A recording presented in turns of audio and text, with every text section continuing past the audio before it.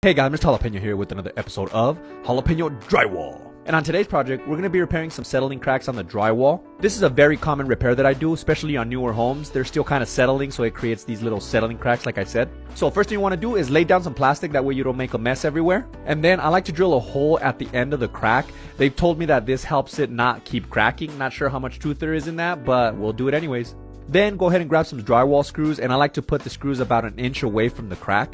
Luckily, there was backing behind the drywall. A lot of the times there is no backing, so you might have to open up the drywall and add some backing yourself. And once you're done putting all the screws, go ahead and remove any loose pieces that might be there. I did have to put a little bit of screws on the corner bead because it ended up cracking a little bit. Next, you're going to want to get your utility blade and cut a little valley on the crack, or like a little beveled edge. I had to cut a bigger valley on this one just because there was a lot of loose material and I just wanted to remove all of it. But anyways, once you're done with all that, just go ahead and grab some Easy Sand 5 to pre-fill that valley.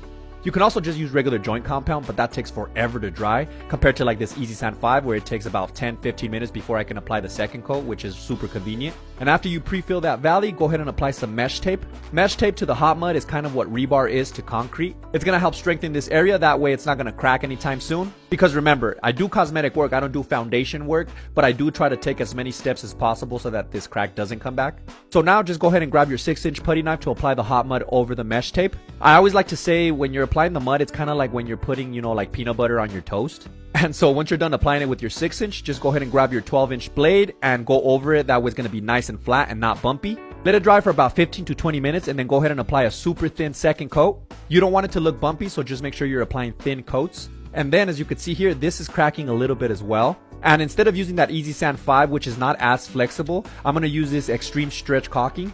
That way it'll kind of stretch out a little bit in case there's any movement. And if you do like this video, just make sure to like and follow for more content like this. And now just let it dry overnight. I was doing other repairs around the house, so I did have to come back the next day to paint. But once everything's nice and dry, go ahead and sand it down, prime it, and paint it. One thing I do like about flat walls is that I don't have to take my compressor out for that knockdown texture I always do.